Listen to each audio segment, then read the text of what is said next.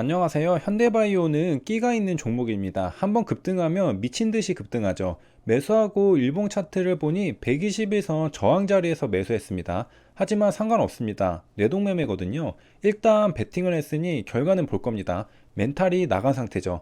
내동매매는 매번 손실만 보는 건 아닙니다. 가끔 운 좋게 돈을 벌 때도 있죠. 하지만 위험한 매매이기 때문에 항상 조심해야 합니다. 멘탈 관리를 잘 해야 하겠습니다. 내동매매를 줄이기 위해서는 매일 매매 복귀를 해야 합니다. 아침에도 매매 복귀, 저녁에도 매매 복귀 해야 합니다. 하루 종일 매매 복귀를 하면서 내동매매를 막아보려고 필사적으로 노력해야 합니다. 이렇게라도 해야 장중 내동매매를 상당히 방어해낼 수 있습니다. 만약 매매 복귀가 없다면 정말 날 잡고 폭풍 내동매매하는 나 자신을 발견할 수 있습니다. 위험한 상태이고 계좌는 순식간에 거덜날 수 있습니다. 세금만 엄청나게 내는 것이죠. 그렇기 때문에 매일매일 매매 복귀를 하면서 나 자신을 제어해야 합니다. 그리고 의욕이 없거나 피곤하면 커피를 마십니다. 저 같은 경우에는 의욕이 없는 날 폭풍 내동 매매를 하는 경향이 있습니다. 그래서 정신을 깨워주는 작업이 필요합니다. 그래서 의욕이 없는 날엔 운동을 좀 더 많이 하거나 커피를 한 번 더 마셔주면서 내동 매매를 쉽게 할 수 있는 정신 상태에서 빠르게 벗어나줘야 합니다. 현대바이오는 한번 상승 추세를 타기 시작하면 쉬지 않고 상승합니다. 제가 매도하고 나서도 추가로 상승했는데 이미 위험한 매매를 했기 때문에 더 버틸 수가 없습니다. 추가 상승은 나의 것이 아니죠. 시간이 지나 점심시간이 되자 오늘 매매가 어려웠던 이유가 밝혀집니다. 시장 지수가 하루 종일 하락하다가 이제는 전저점을 이탈하기 시작한 것이죠. 엄청 위험합니다. 이런 날에는 정말 강한 종목이 아니면 매매해서는 안 됩니다. 하지만 매매를 중단할 생각은 없습니다. 시장 지수가 무너져도 강한 종목은 반드시 있게 마련이고 조심하면서 매매하면 수익을 볼 거라 생각했기 때문입니다. 하지만 오산이었죠. 수익 내기 정말 어렵고 오히려 손실 전환하는 사태가 속출하게 됩니다. 역시 시장 지수가 무너질 땐 매매가 정말 어렵습니다. 그럼에도 왜 매매를 했는가? 경험하기 위해서입니다. 이렇게 시장이 무너질 때도 매매하면서 경험을 해야 나중에 완성된 트레이더가 될 거라 생각했습니다. 지금이야 소액이지만 언제까지나 소액은 아닐 거잖아요. 그래서 연습도 하고 경험도 할 겸 매매했습니다. 금액이 커진 다음에는 시장 지수가 무너질 때 매매하지 않을 겁니다. 그리고 인버스를 매수하고 홀딩할 것이죠. 이건 확실하죠. 그래도 조심한다고 비중 조절은 했습니다. 큰 금액 들어갔다가 폭락을 맞으면 복구할 수가 없습니다. 시장 지수가 안 좋을 때 복구한다는 건 불가능에 가깝습니다. 단지 잘못한 건 욕심을 너무 부렸다는 겁니다. 시장 지수가 안 좋을 땐 길게 봐선 안 됩니다. 1%라도 수익을 준다면 감사하게 생각하며 조금 먹고 팔아야 합니다.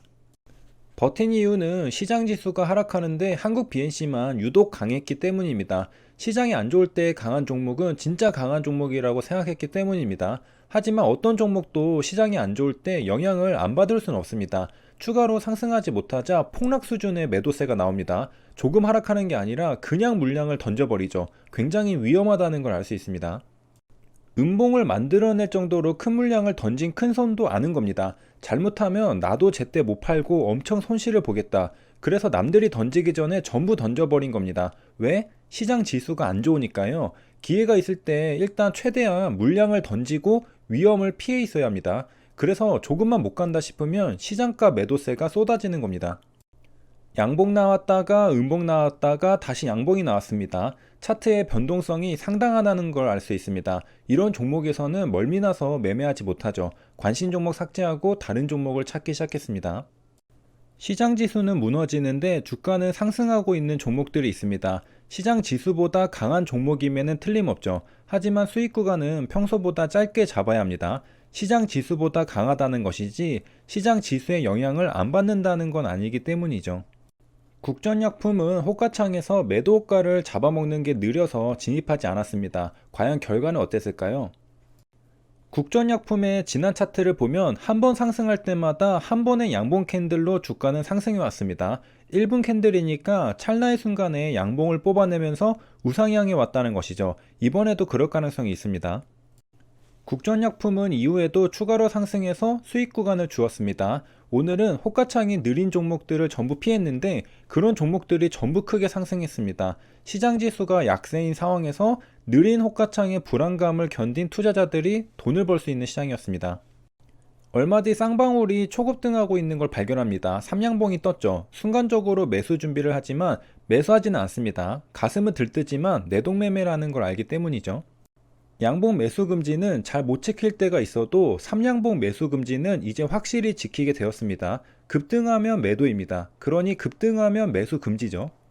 쌍방울은 잠깐 조정을 거친 뒤 추가로 상승합니다. 삼양봉에 매수하지는 않아도 조정을 거칠 때 밑꼬리에서 매수해 볼 수는 있었던 겁니다. 오늘 오후장은 정말 공포의 오후장이었습니다. 점심시간에 손절한 컴투스는 자로 잰 듯이 일직선으로 주가가 흘러내리고 있었습니다. 끔찍하죠. 나의 원칙은 자주 반복하고 복습해서 내 삶에 스며들게 해야 합니다. 의식하지 않아도 자연스럽게 위험을 회피할 정도가 되어야 합니다. 그래야 실수를 줄이고 대참사를 피할 수 있습니다. 의식해야 원칙을 지킬 수 있는 사람은 방심하는 순간 원칙을 어기게 됩니다. 무의식적으로 다시 안 좋은 습관을 반복하죠.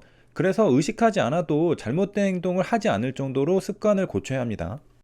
바이옵트로 차트가 포악한데도 돌파 매수를 시도합니다. 차트가 예쁘지 않으면 주가를 예상할 수 없으므로 매수해서는 안 됩니다. 그리고 양봉의 매수는 더더욱 하면 안 되죠. 바이옵트로는 매수했으면 정말 큰일 날 뻔했습니다. 이런 거 하지 말라니까. 위험을 피하고 나서 속으로 한 번 더 강조합니다. 이후에도 조금 상승하는 구간은 있었으나 결국 마지막은 폭포수입니다. 차트가 정말 예측할 수 없게 움직이고 그 결과는 손실만 남게 됩니다. 절대로 매수하면 안 되는 종목이었는데 매수 준비를 잠시 했다는 것만으로도 반성해야 합니다. 언제 한 번은 크게 당할 여지를 남겨둔 것이기 때문이죠. 잘못된 습관은 반드시 고쳐야 합니다. 실수하기 전에 말이죠. 시장이 약세인 걸 보고 지금 당장 인버스를 매매할 수는 없기 때문에 코로나 관련주 시젠을 매매해볼까 도전합니다. 확신은 없는데 매매할 종목이 없어서 들어갔다가 곧장 손절칩니다. 시장이 안 좋을 땐 역시 인버스를 매매하거나 HTS를 끄고 그냥 쉬어야 합니다.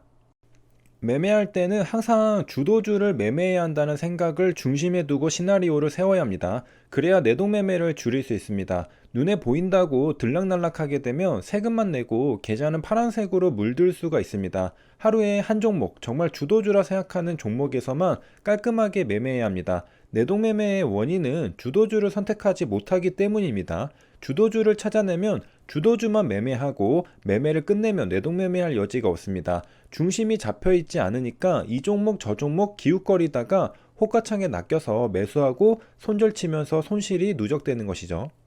시제는 매도 후 단기 하락한 다음 추가로 상승하는 듯 했으나 매매하기는 쉽지 않았을 겁니다. 오늘 코스피는 마이너스 2.42% 하락 마감했습니다. 전저점을 이탈하는 장대 음봉이 나왔죠. 시장은 어려웠습니다. 부디 손실 없이 잘 마무리하셨기를 바랍니다.